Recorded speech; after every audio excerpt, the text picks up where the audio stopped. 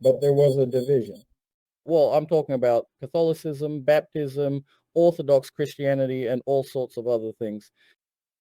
I don't understand this.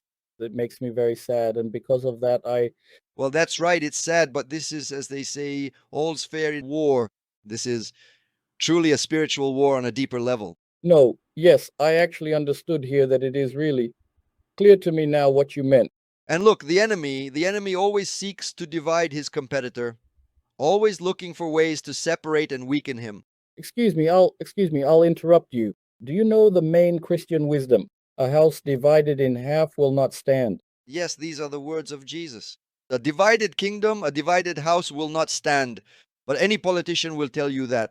The favorite thing to do is to divide. Yes. So, what am I really saying here? You say there is division and that bothers you. It truly does. But that's actually the whole point. It's about how it's done, how the division is created and managed. God has an enemy, and he brings all of this division. You really have to fight against this, not just simply throw up your hands and give up. If, for example, someone came to your country and you just said, "We surrender," no, that's not going to happen. You must stand your ground and not give in so easily.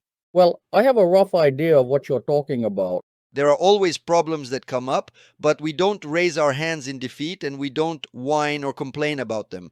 Instead, we deal with this problem directly in order to eliminate it. By the way, that's exactly what I'm doing here as well. Faith itself, by the way, is a struggle. It's a constant struggle. Of course, but it's, well, I mean, let me think with, Each time it's about proving it to yourself and to those around you, because faith isn't just for yourself. It's like broadcasting, showing the right things to other people. Sorry to interrupt you. For me personally, there was a danger that existed inside me, something I had to face and understand. I'll share a little bit of that with you because I think it's important to be open about these things. I was always very afraid of getting confused, and I'm still very afraid of it.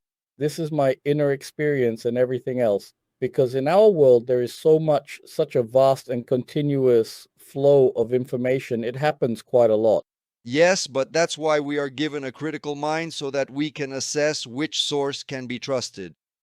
Yes, yes, yes, yes. And here, in this constant and ever increasing flow of information in the modern fast paced world, we really do get lost, actually. And that's exactly where the whole problem of humanity essentially lies. The evil one throws so much at us, so many distractions and temptations that we just. I see. Well, I can like tell you my own experience. If I if I can help, I'll try, of course. I agree. It's Can I ask you a question? uh-huh. Are you a believer? Well, how do I phrase this correctly? It's like, since what age, if that's the right way to put it? Yeah. Well, When did you embark on the path, so to speak? it was around my last year of university. Oh, so you were already at a conscious age. Yeah, yeah. I was an atheist before that. I'd make fun of Jesus Christ and all that. But at some point it got to me. It happened on the Arbat. On the Abad, Yeah. when you came to believe? Yes, specifically, two men were just telling me about Jesus Christ. And for the first time in my life, I believed what they were saying. Interesting. How did that happen? What's the story? You were walking. I think that kind of situation happens to everyone, a turning point when, at the right time, the right man shows up with the right information. Yeah, yeah, yeah, I get it. Exactly right. So there were two men and they didn't know each other. One was from Kiev, a candidate of medical sciences, and the other was this kind of stocky guy with a child. And I asked him, and he said, "I'm just a Christian." The one from Kiev said, "I'm Orthodox." And this one, "I'm just a Christian." But the biggest testimony for me was that when they were telling me about Christ, they were saying the same thing. It's interesting. It is interesting. And that's how fate brought us together, and I never saw them again. The one from Kiev, I walked him to the Kievsky railway station, and that was it. I never saw those people again in my life, but I truly believe in my heart that what happened was the work of the Lord, that you probably really needed that support at that very moment in your life, and God, in His wisdom, sent those people to talk with you, to reach out and connect with you.